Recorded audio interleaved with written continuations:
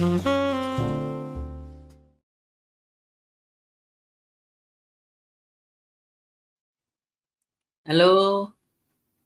kita berjumpa lagi di dalam sesi kali ini, di mana sesi yang sebelumnya saya sudah memberikan sebuah tema ya, mendapatkannya hidup adalah sebuah pilihan. Nah, pilihan apa yang mau kita ambil?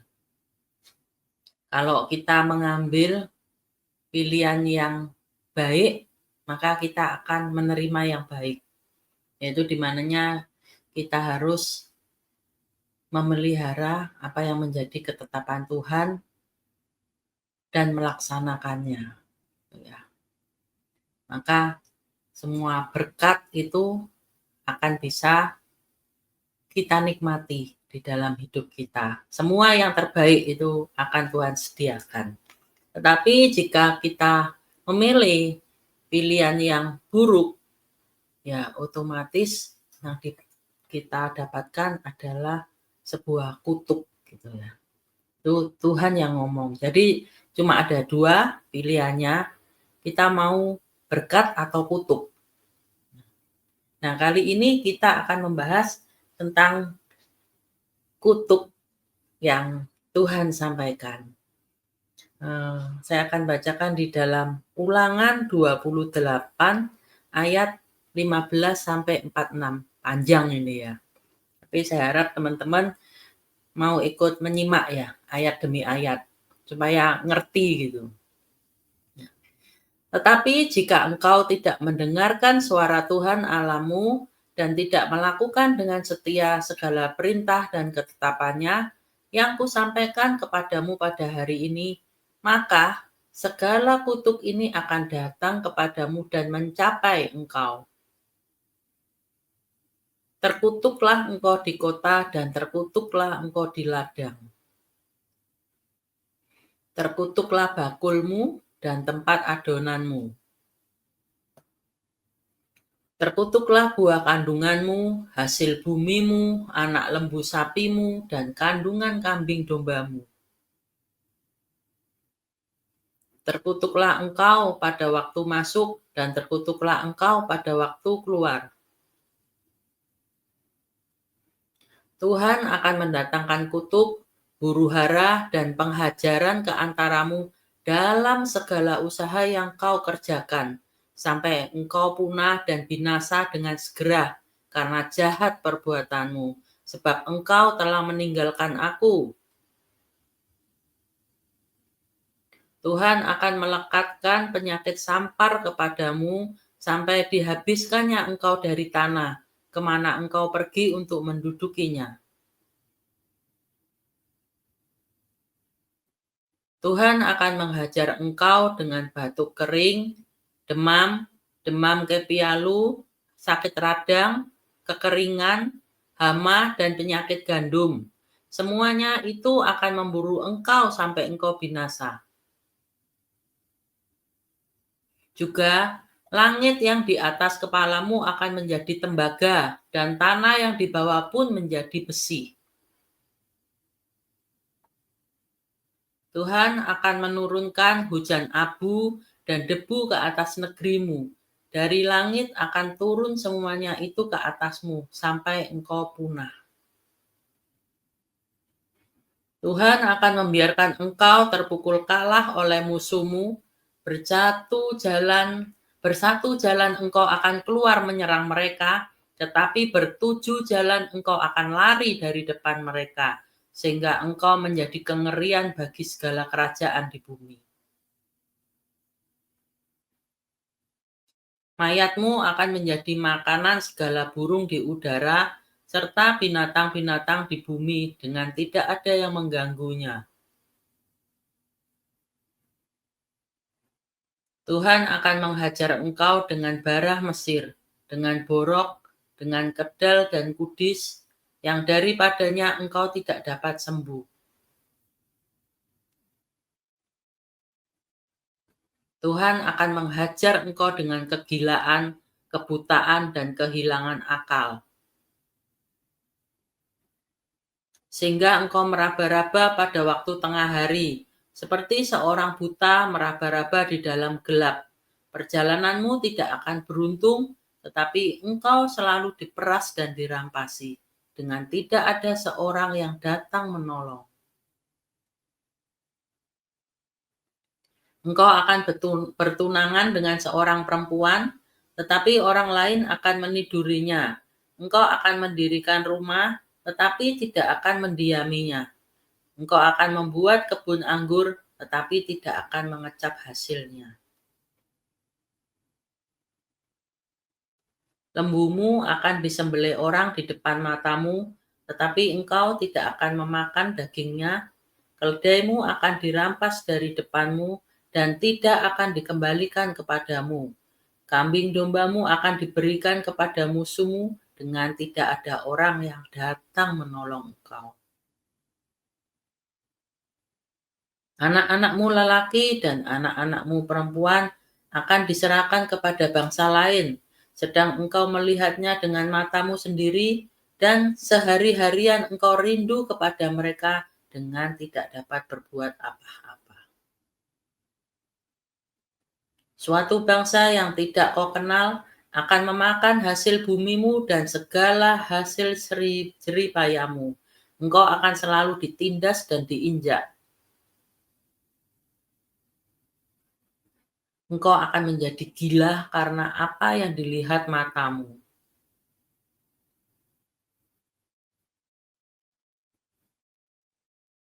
Ayat 35. Tuhan akan menghajar engkau dengan bara jahat yang daripadanya engkau tidak dapat sembuh pada lutut dan pahamu, bahkan dari telapak kakimu sampai kepada batu kepalamu. Tuhan akan membawa engkau dengan raja yang kau angkat atasmu itu kepada suatu bangsa yang tidak dikenal olehmu ataupun oleh nenek moyangmu. Di sanalah engkau akan beribadah kepada Allah lain, kepada kayu dan batu. Engkau akan menjadi kedahsyatan, kiasan, dan sindiran di antara segala bangsa. Kemana Tuhan akan menyingkirkan engkau? Banyak benih yang akan kau bawa ke ladang, tetapi sedikit hasil yang akan kau kumpulkan, sebab belalang akan menghabiskannya.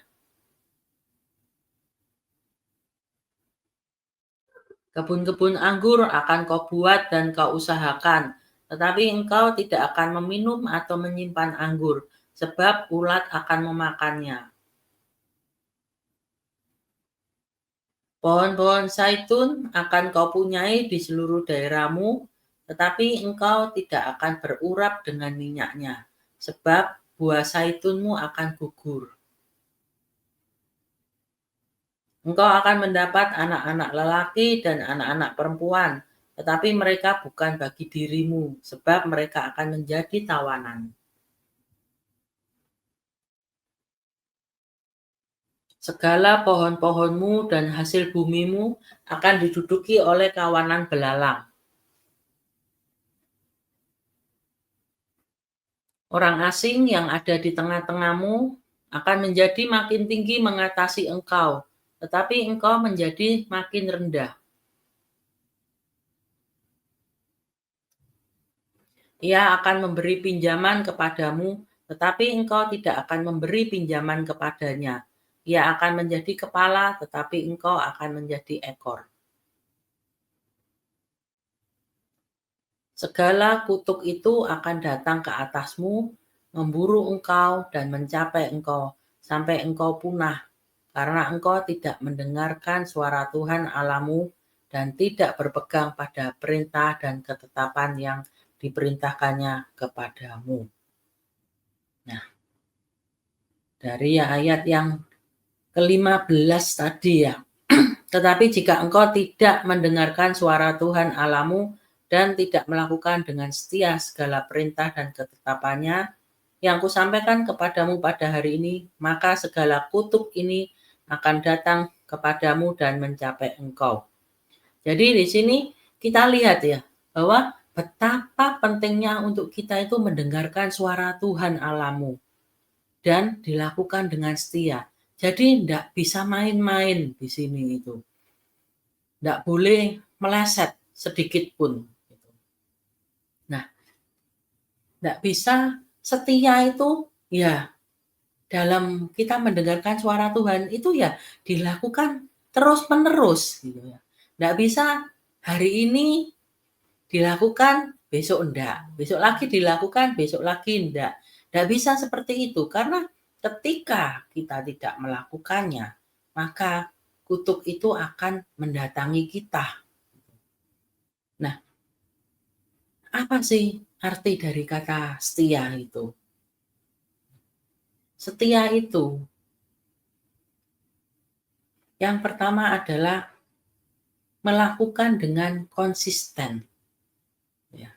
Jadi tidak berubah, tidak berubah-ubah, tetap dengan terus-menerus kita melakukannya itu. Nah, untuk menjadi konsisten ini mudah atau enggak? Ini mungkin lebih mudah dilakukan oleh seseorang yang terbiasa untuk melatih dirinya dalam hal kedisiplinan. Sehingga ketika dia sungguh-sungguh mengikut Tuhan, dia itu bisa dengan konsisten melakukannya, melakukan apa yang Tuhan perintahkan. Tetapi beda halnya dengan seseorang yang kehidupannya tidak ada kedisiplinan gitu ya, yang amburadul gitu, yang pokoknya asal jalan gitu ya, yang enggak tertib. Nah, ini mereka akan merasa sulit gitu ya, untuk bisa melakukan hal-hal dengan konsisten. Gitu. Karena sudah terbiasa hidupnya itu amburadul gitu ya, enggak pas gitu ya, enggak bisa pas gitu. Nah, contoh juga kalau dalam dunia kerja mungkin ya, ketika ada seseorang yang sudah mendapatkan pekerjaan dengan posisi yang baik, dengan gaji yang baik, gitu ya, gajinya sudah besar. Tetapi ketika ada perusahaan kompetitor, pesaing itu ya, menawarkan pekerjaan dengan jabatan yang mungkin bisa lebih menjanjikan, lebih tinggi, dan tentunya dengan gaji yang lebih besar. Jauh lebih besar dari yang diterimanya saat itu. Kemudian dia memutuskan karena dia mengejar apa yang namanya jabatan, mengejar apa yang namanya uang.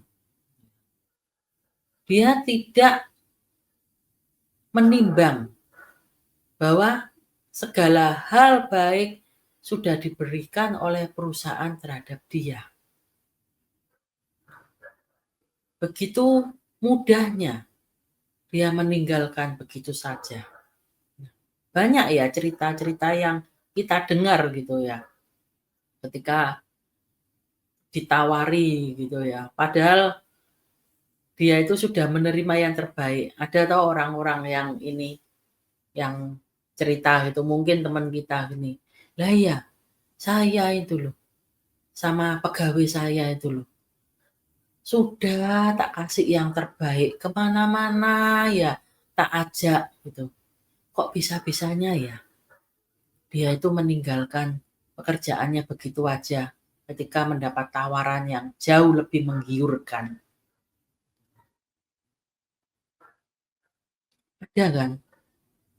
Mungkin juga seorang istri gitu ya, yang ketika ada hidupnya masih susah, mungkin suaminya sedang bangkrut usahanya dan sedangkan dia itu sudah terbiasa tadinya hidup mewah karena suaminya berhasil gitu ya.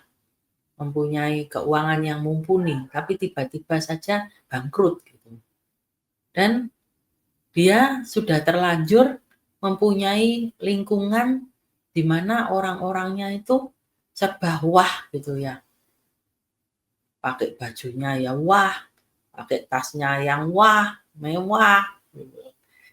Sepatunya, semuanya itu lifestyle-nya itu serba wah.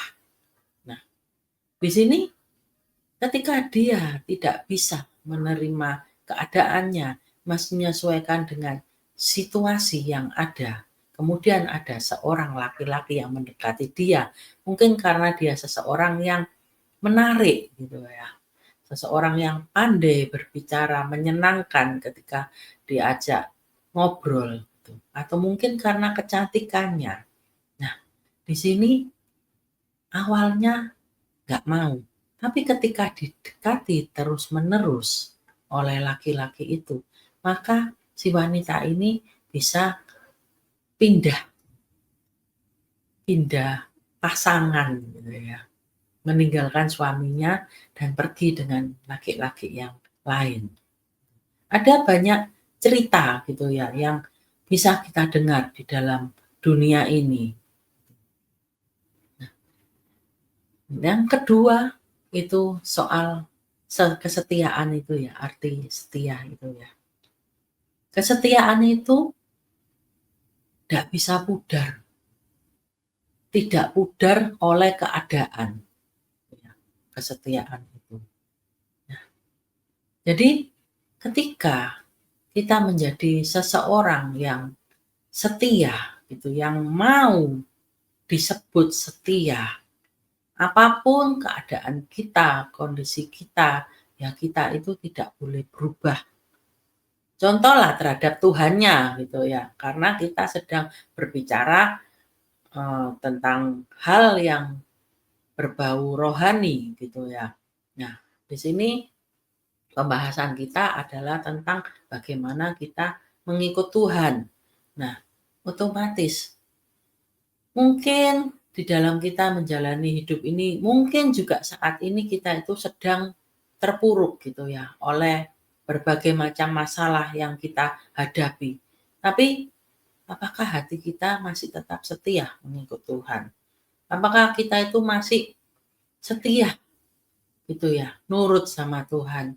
Misal gitu ya, di dalam keadaan yang lagi sulit dalam posisi keuangan.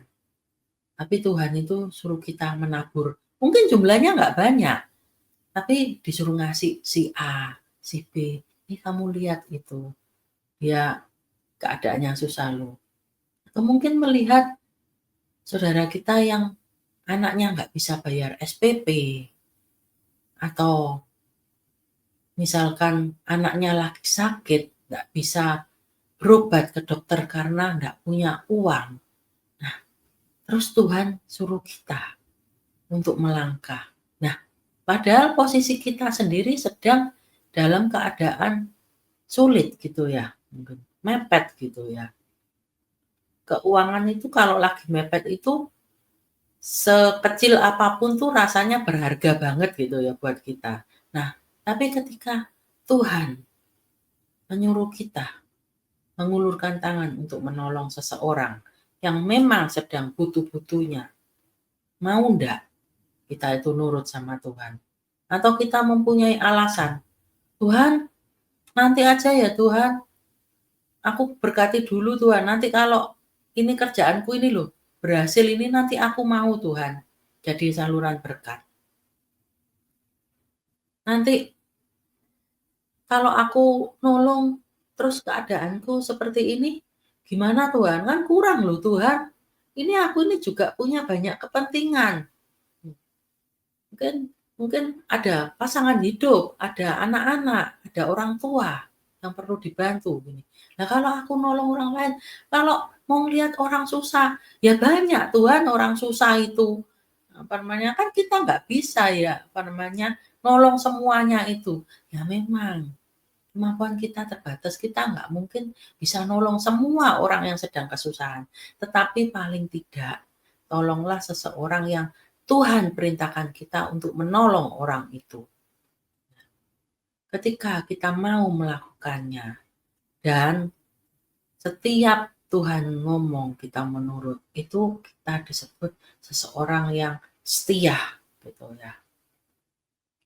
Jadi kesetiaan itu tidak pernah pudar oleh keadaan apapun kita. Baik itu kita sedang posisi yang baik maupun sedang posisi yang buruk, itu ya kita tetap setia, tidak berubah. Ada di beberapa waktu sebelumnya, itu di Smart People itu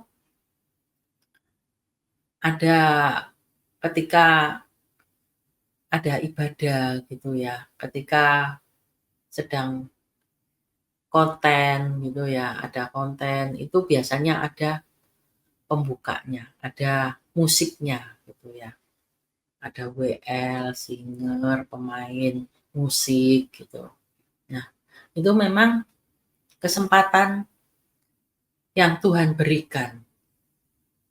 Bukan saja untuk Smart People menolong, mengulurkan tangan, baik untuk dalam hal keuangan maupun juga di dalam pengajaran firman Tuhan. Tetapi itu juga cara Tuhan memberikan kesempatan untuk anak-anak musik ini merasakan anugerah Tuhan, melakukan hal-hal yang Tuhan mau, menuntun mereka ke dalam jalan-jalannya Tuhan yang benar, supaya mereka bisa berhasil. Nah, waktu itu memang juga keuangan Smart People sedang limpah, gitu ya, sedang diberkati, gitu. Sehingga senior pastor memberikan lebih dari apa yang seharusnya. Jadi kalau mungkin di gereja-gereja lain, di komunitas-komunitas lain, itu standarnya cuma sekian gitu ya. Itu sama pastor itu dilipat kali gandakan. Karena memang keuangannya juga ada, juga mumpuni gitu ya. Tetapi ketika sedang ada persoalan di dalam keuangan, apa namanya, istilahnya Tuhan waktu itu juga sedang ketatin karena ada masalah juga gitu ya. Bukan kesalahan senior pastor, tapi itu kesalahan juga salah satu yang ada pelayan Tuhan yang ada di Smart People. Itu di mana juga salah satunya itu adalah kesalahan saya. Nah, di situ otomatis anggaran itu, budget itu harus disesuaikan. Karena nggak mungkin, apa namanya, mau memberikan dengan standar yang seperti yang sebelumnya. Nah, di situ para anak-anak musik ini yang sebenarnya diberikan kesempatan, diberikan anugerah oleh Tuhan, itu mulai mundur satu persatu. Ketika keuangannya, PK-nya dikurangin. Padahal yang diberikan itu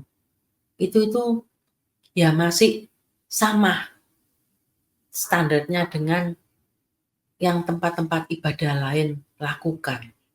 Tetapi karena dari yang diberikan limpah terus merosot begitu drastis, itu membuat mereka akhirnya limbung gitu ya.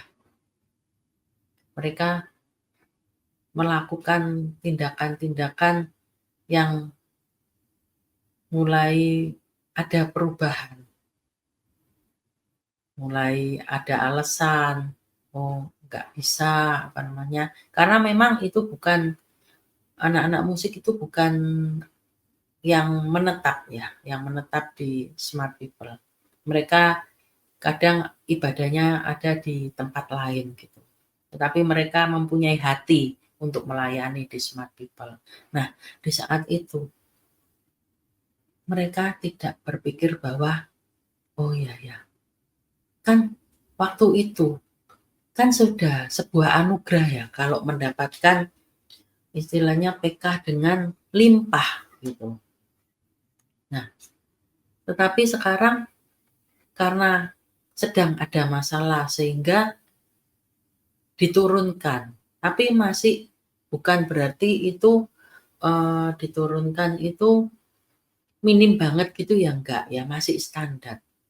Tetapi di situ mulai terlihat bagaimana respon mereka ketika situasi yang buruk mendatangi, gitu ya. Nah, makanya kesetiaan itu bisa diuji dengan berdasarkan waktu. Ya udah, apa namanya, ya saya percaya juga ketika kita melakukan kesalahan, tetapi kita tetap mau ngikut sama Tuhan, Tuhan akan nantinya akan memberikan kita kesempatan-kesempatan yang baru. Tetapi sayang banget kalau kita itu melewatkan kesempatan yang sudah Tuhan berikan.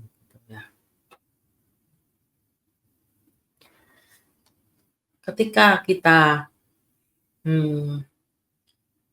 akan saya bacakan dulu di 2 Timotius 2 ayat 12 sampai 13.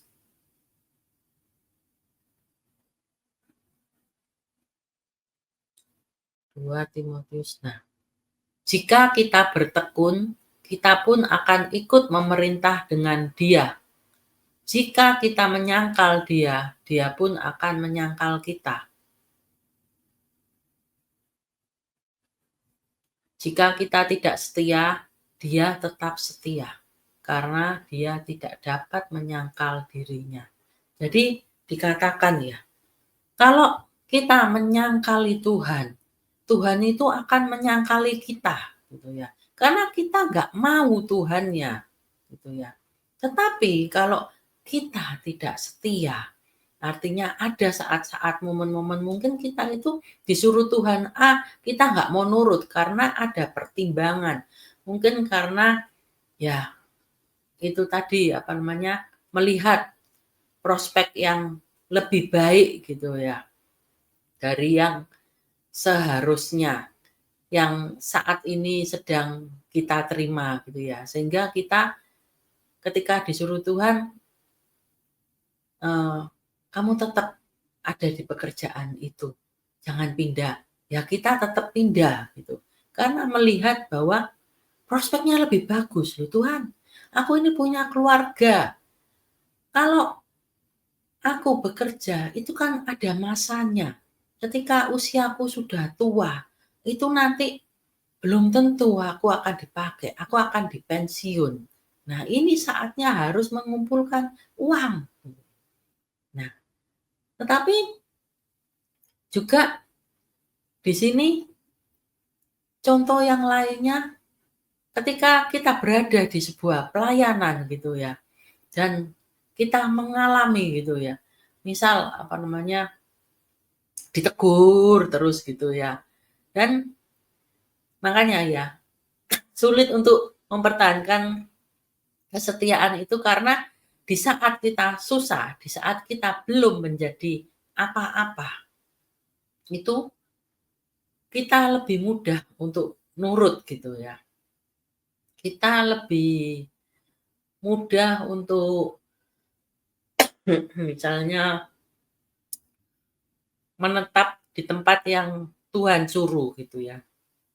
Tetapi ketika Tuhan buat kita berhasil, maaf ya, tiba-tiba kok pengen batuk, gorokannya. Ya. Tapi ketika kita menjadi berhasil dan di tempat kita berada, kita itu tentunya sebagai seorang pemimpin rohani pasti akan menuntun gitu ya domba-dombanya gitu ya. Ada yang menuntun dengan istilahnya lemah lembut gitu ya. Tetapi ada yang menuntun dengan ketegasan, dengan teguran-teguran gitu ya. Yang tujuannya supaya untuk menyelamatkan kita. Tetapi sebuah keberhasilan itu bisa membawa dampak untuk kita menjadi tinggi hati. Untuk kita tidak mau lagi rendah hati dengan apa yang menjadi perintah Tuhan. Jadi ketika di tempat kita ditempatkan oleh Tuhan sebuah pelayanan gitu ya. Terus ditegur terus. Nah, kita itu sudah merasa nggak nyaman lagi, nggak mau lagi. Udah, aku nggak kuat Tuhan kalau aku ditegur terus gini. Rasanya aku tuh juga nggak gini-gini amat kok. Kok terus disalahin? Ya orang itu kan ya pasti ada salahnya. Tapi ini kok disalah aku merasa tertekan Tuhan. Udah Tuhan, aku tak keluar aja Tuhan. Padahal Tuhan itu masih menginginkan kita untuk berada di tempat pelayanan tersebut. Karena Tuhan tuh mau menyelamatkan kita. Tuhan tahu ke depannya kita itu akan pasti menyimpang gitu ya. Kita akan terseret ke dalam arus dunia itu. Nah, di mana ini harus dicegah. Nah, ketika tadinya kita mau, kita selamat, sehingga kita diberkati hidup kita, gitu ya. Itu semua karena hasil dari tuntunan pemimpin rohani kita. Kita tidak bisa selalu ngomong bahwa aku ini bisa mengerti firman Tuhan, aku ini bisa berubah menjadi lebih baik. Itu karena tekadku sendiri, karena aku sendiri yang mencari Tuhan. Tidak bisa seperti itu. Tetap harus ada campur tangan orang lain, orang-orang yang ditunjuk oleh Tuhan. Kalau enggak ada. Hamba-hamba Tuhan, para full time itu enggak ada. Nah, nabi-nabi itu enggak ada. Karena kita bisa sendiri untuk mencapai hidup yang berkemenangan di dalam jalan-jalan Tuhan. Nah,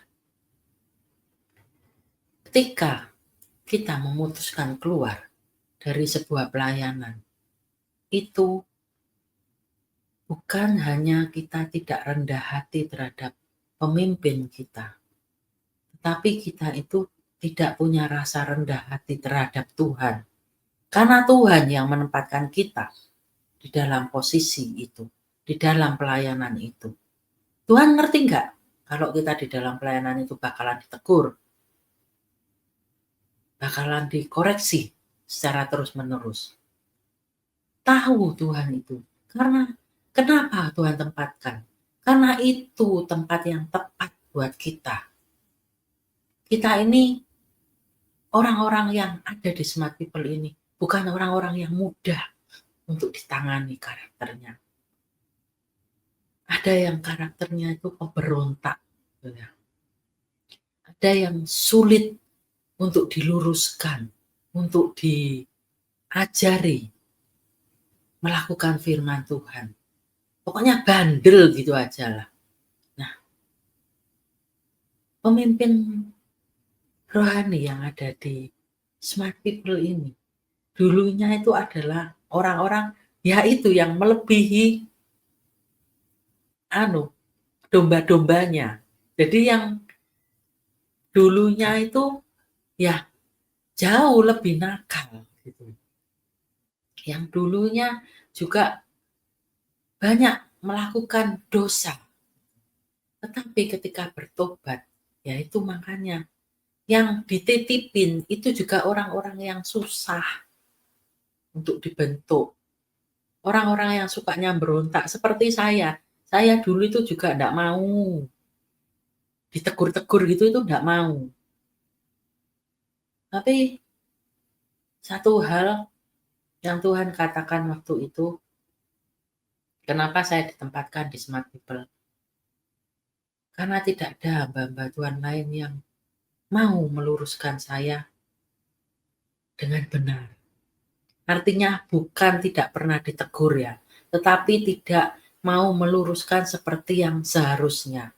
Karena memang saya dulu itu orangnya sangat-sangat super sulit gitu ya. Kalau istri senior pastor bilang saya ini dulu jutek gitu ya orangnya. Dia bilang, "Aduh Rin, kamu dulu itu jutek loh," katanya gitu. Padahal saya nggak merasa saya itu jutek, saya justru merasa saya itu orangnya ramah loh. Kalau ketemu orang tuh senyum loh. Tapi ternyata saya itu orangnya jutek gitu ya. Yang bisa melihat saya sebenarnya yang bisa menilai itu kan orang lain gitu ya. Diri kita kadang bisa salah menilai kita sendiri. Gitu ya. Kita nggak merasa kalau kita itu salah. Saya nggak merasa kalau saya itu jutek. Nah, karena Tuhan melihat bahwa saya itu perlu untuk dibimbing supaya saya bisa berjalan di dalam jalan kebenaran, supaya Tuhan itu bisa pakai saya. Nah, bayangkan kalau orang-orang yang tidak mau ngikut apa yang Tuhan perintahkan, itu loh dikatakan kutuk itu akan datang dan mencapai engkau, kata Tuhan. Jadi kutuk itu akan mendatangi kita. Di mana-mana kita itu terkutuk gitu ya. Akibat dari kutuk itu apa tuh? Yang pertama itu kematian secara jasmani. Jadi itu yang bisa dilihat secara kasat mata oleh kita, oleh orang-orang di sekitar kita. Misal kematian jasmani itu belum tentu meninggal gitu ya. Tetapi kematian jasmani itu bisa seperti tiba-tiba usaha mengalami kemunduran, bahkan mungkin kebangkrutan. Bisa jadi mendapatkan sakit penyakit, gitu ya. Masalah di dalam rumah tangga, dalam anak-anak, itu ada masalah gitu ya, dan sebagainya. Jadi kematian secara jasmani ini eh, itu yang paling mendasar gitu ya, yang bisa membuat kita itu ngerti, loh kenapa ya kok tiba-tiba usahaku ngalami masalah ya, kok ngalami kemunduran ya, ini yang salah, aku sudah melakukan kesalahan yang mana. Tuh. Kita bisa datang ke Tuhan doa, Tuhan salahku apa Tuhan, aku nggak nurut yang mana Tuhan, kok seperti ini, apa engkau izinkan terjadi karena memang aku ini salah, aku di dalam berusaha ini, di dalam menjalankan usaha ini ada hal-hal yang nggak benar gitu, yang misal kurang teliti atau apa yang ingin engkau ajarkan pada aku. Atau karena aku ini nggak nurut Tuhan, aku sering nentang apa yang menjadi perintahmu Tuhan, sehingga kutuk ini mendatangi pekerjaanku, usahaku. Atau mungkin ketika kita mendapatkan sakit penyakit, kenapa? Mungkin apa namanya mengalami misal eh, seperti suami saya itu usus itu ya, sakit ini ususnya ndak beres gitu. Nah, itu kenapa? Nah, itu bisa karena sudah Tuhan tegur ya, gitu ya. Makan yang sehat, perhatikan pola makan. Tapi kita tidak mau ngikuti apa yang menjadi perintah Tuhan, apa yang menjadi istilahnya masukan ya, bukan masukan ya, ya sebenarnya nasihat dari Tuhan, gitu ya, bahwa kamu harus berubah loh, harus menjaga pola makanmu. Ketika kita tidak mau nurut, pada akhirnya mengalami sakit, gitu ya. Nah, bisa juga di dalam hal rumah tangga. Misal, seorang suami gitu ya, suruh ada toh ayatnya, kasih istrimu seperti dirimu sendiri gitu ya, apa namanya, pokoknya suruh menghargai seorang istri gitu. Nggak boleh mentang-mentang karena suami kepala, tapi tetap berbuat jahat sama istrinya. Sehingga akhirnya istrinya lari dengan laki-laki lain. Padahal Tuhan sudah katakan dalam firman-Nya, dan itu pasti sudah sering diberitakan di tempat di mana kita ibadah. Dan juga seorang istri, udah ayatnya itu panjang malahan, lebih panjang daripada pria. Berarti wanita ini super duper cerewet gitu ya. Oh, super duper harus diberi warning tidak lebih dari satu gitu. Nah, gimana caranya ngadepin suami? Ketika suami dicerewetin terus, nah, dan ada orang ketiga yang ikut campur dalam masalah rumah tangganya. Akhirnya rumah tangganya berantakan. Karena ya itu tadi, tidak nurut apa yang Tuhan perintahkan. Sebenarnya semua ketetapan Tuhan itu ada di dalam firman Tuhan. Tapi masalahnya mudah untuk dibaca, tapi sulit untuk dilakukan jika kita nggak mau sungguh-sungguh di dalam melakukannya, nggak mau berjuang. Perlu perjuangan ya, kalau kita itu mau melakukan sesuatu yang baik. Nah, yang kedua, itu adalah kematian secara rohani. Ketika kutuk mendatangi kita itu, kita akan mengalami kematian secara rohani. Nah, ini tidak mudah seperti yang pertama tadi. Kadang itu tidak terlihat secara kasat mata. Contoh saya gitu ya, tidak beres gitu dengan Tuhannya, tidak memperhatikan pelayanan gitu ya, karena kesibukan di dalam bekerja. Dan itu sudah Tuhan peringatkan sebenarnya. Tetapi karena saya tetap melakukan hal yang menurut saya lebih perlu diperhatikan, mengutamakan lebih daripada yang seharusnya, saya tidak balance, tidak bijak dalam menempatkan bagaimana saya harus ngurusi kerjaan, bagaimana saya harus ngurusi pelayanan. Akhirnya saya itu mengalami kemunduran dalam hal rohani. Ngertinya apa?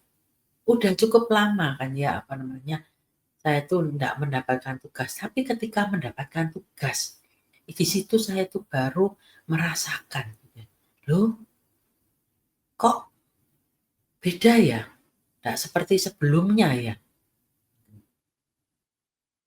Kok tidak bisa, dapatnya itu tidak bisa tak gitu ya dari Tuhan, kok lama gitu baru dapat materinya. Kadang ada orang-orang yang dalam kesibukannya melayani gitu ya pekerjaan Tuhan. Yes, pokoknya memberitakan firman tetap lancar apa namanya, memberitakan firman, tetap dipakai sama Tuhan. Tidak ada masalah. Tapi satu waktu tiba-tiba mengalami sebuah kehancuran di dalam pelayanannya. Ada seorang hamba Tuhan yang saya lihat, dia dipakai Tuhan secara luar biasa, membangun gereja yang sangat besar, mewah pokoknya. Jemaatnya juga sangat banyak dan kelihatannya baik-baik saja. Itu iblis kalau kerja itu ya, dia tahu timingnya, dia step by step mainnya gitu. Dia niru caranya Tuhan, tidak langsung dudukan. Itu sampai tidak sadar loh, hamba Tuhan tersebut, bahwa dia itu semakin mundur dari Tuhan. Akhirnya itu mengalami masalah. Dia mulai ditolak oleh keluarganya, dia ditolak oleh sinodenya, dia ditolak oleh orang-orang kepercayaannya. Itu tidak terlihat secara kasat mata dengan cepat. Dengan berdasarkan waktu, berjalannya waktu, tiba-tiba aja dia sudah menyadari bahwa ada yang keliru di dalam hidupnya. Ada kutuk yang ditimpakan oleh Tuhan buat dirinya. Nah, ini yang sangat berbahaya sekali gitu ya. Kematian secara rohani ini. Karena kadang kita nggak kerasa gitu loh. Kita mungkin berpikir, nggak ada masalah kok dengan aku. Pelayanan tetap pelayanan, tetap dipakai, tetap diundang kemana-mana jadi pembicara. Tetap ya doain orang ya orang bisa nangis gitu. Ya memang, karena itu ada kepentingan Tuhan di dalamnya. Tetapi buat diri kita sendiri itu loh, itu yang mengalami kematian secara perlahan demi perlahan. Sampai akhirnya tiba-tiba tersadar gitu aja. Tetapi semuanya sudah terlambat.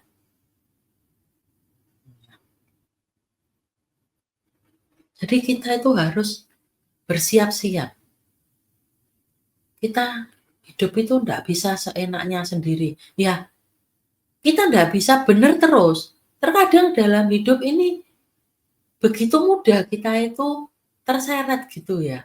Kadang kalau kita itu lengah dikit gitu, kita tiba-tiba sudah melakukan dosa, tiba-tiba sudah melawan perintah Tuhan. Tapi kalau hati kita mau berpaut dengan Tuhan, kita mau merendahkan hati kita untuk selalu dibimbing Tuhan, kita itu pasti akan diselamatkan oleh Tuhan. Itu loh tadi. Ketika kita tidak setia, Tuhan itu tetap setia. Karena di dalam ketidaksetiaan kita, kita itu tetap mau Tuhan. Karena itu Tuhan tetap mau merangkul kita. Tuhan tetap mau meluruskan kita, mengulurkan tangannya sama kita. Kecuali kalau kita menyangkali, itu sudah Tuhan tidak bisa bekerja lebih jauh. Ya kalau kita nyangkali kita sendiri tidak mau Tuhan, ya Tuhan sendiri juga akan menyangkali kita kok. Jadi apapun yang menjadi masalah kita, apapun dosa-dosa kita, tetap maui Tuhan. Ya. Tetap mau sama Tuhan. Tetap ya berseru-serulah dengan Tuhan, sadar. Nah, beberapa mungkin minggu lalu gitu ya. Nah, ketika saya sadar bahwa saya ada lalai di dalam menjalankan pelayanan saya, mencari pembicara-pembicara gitu ya, bantu teman saya.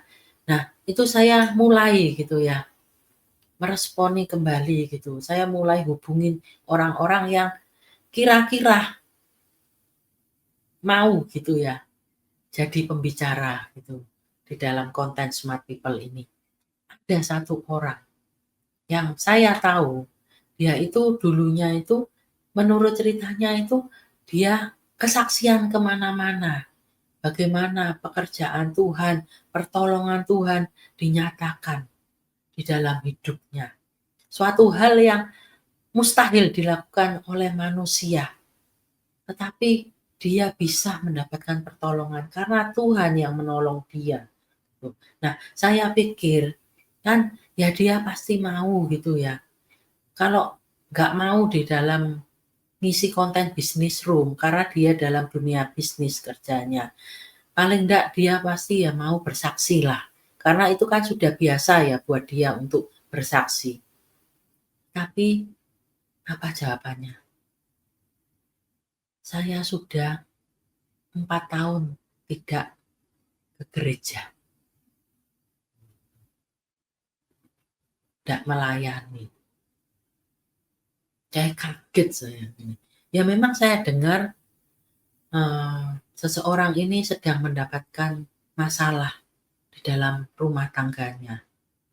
Jadi dulu dia memilih istri yang bukan anak Tuhan, menikah, tapi ya puji Tuhan istrinya itu akhirnya menjadi anak Tuhan. Cuma ya saya nggak tahu apa yang terjadi. Sehingga ada masalah di dalam rumah tangganya. Jadi sampai pisah. Nggak tahu mereka sudah cerai atau belum, saya nggak berani nanya. Gitu.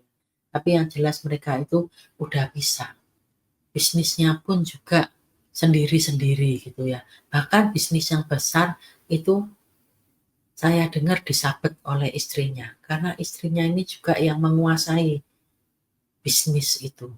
Jadi makanya para suami gitu juga ya, berdirilah di depan gitu ya.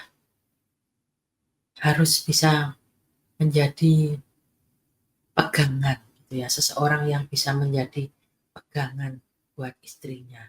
Jadi bukan istri yang lebih berkuasa, bukan istri yang lebih dominan di dalam pekerjaannya, menggantungkan, lebih menyerahkan kepada istri. Sehingga ketika ada masalah itu ruwet nanti urusannya itu. Nah, di sini saya tuh nggak tahu. Saya tuh terus, aduh gimana ya Tuhan caranya aku ngomong. Aku tahu Tuhan, dia harus balik sama Engkau Tuhan. Dia harus ibadah lagi Tuhan. Bahkan dia harus mulai melayani lagi seperti yang dulu dilakukan. Tapi gimana cara ngomongnya Tuhan? Tapi ya apa yang ada dalam pikiran saya saat itu, ya udah itu saya sampaikan. Yang intinya saya tuh ngomong ke orang ini, kok masalah apapun itu ya Tuhan itu bisa selesaikan. Ya harus balik ke Tuhan. Kalau kita tidak balik sama Tuhan, masalah itu tidak akan selesai-selesai. Malah tambah ruwet. Nah, itu bilang gitu. Terus ya intinya itu saya itu mau ngomong gitu ya. Nah, masalah sama istri. Lah kok Tuhan yang dibawa-bawa gitu loh. Yang milih pasangan tuh siapa? Yang milih pasangan itu kan ya kitanya sendiri toh. Lah kenapa ketika terjadi masalah, Tuhan yang dibawa-bawa, Tuhan yang dimusuhi, Tuhan yang ditinggalkan. Di sini saya berusaha dan saya ingin gitu ya, supaya siapa tahu suatu saat ketika dia mendengarkan firman Tuhan, khotbah-khotbah yang disampaikan, hatinya itu mulai tergerak. Dia bisa bertobat dan balik sama Tuhan, mendekat sama Tuhan. Saya ngomong, kalau boleh nggak saya kirimin konten-konten yang berisi khotbah? Dia bilang, jangan. Jangan dulu pokoknya itu, dia bilang. Aku tapi tetap mengakui kok, Tuhan, mengakui Tuhan kok, dia bilang gitu. Aku juga doa kok, dia bilang gitu.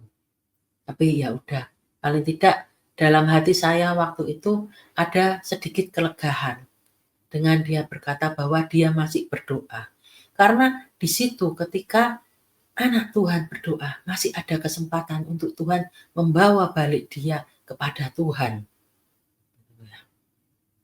Nah, di sini saya berpikir bahwa tidak kebetulan ya, kalau saya itu menghubungi orang ini. Nah, bayangkan ketika saya tetap dengan keinginan saya yang tidak mau melakukan tugas ikut mencari pembicara-pembicara, saya tidak akan ada kesempatan untuk ngobrol dengan seseorang ini. Saya tidak akan tahu bahwa dia itu sudah meninggalkan Tuhan, sudah tidak ke gereja, sudah tidak pelayanan. Saya tidak akan punya kesempatan untuk menyampaikan apa yang bisa saya sampaikan, yang Tuhan, di mana Tuhan mau pakai saya untuk menarik dia kembali. Tapi saya percaya bahwa tidak ada yang sia-sia. Bukan suatu kebetulan kalau Tuhan itu arahkan saya untuk nawarin dia sebagai pembicara. Mungkin hatinya belum terbuka sekarang, tapi suatu saat akan ada kesempatan, masih ada titik terang untuk dia itu mengingat apa yang saya sampaikan. Dia masih ada kesempatan untuk mengingat bahwa kita itu tidak boleh loh ninggalin Tuhan.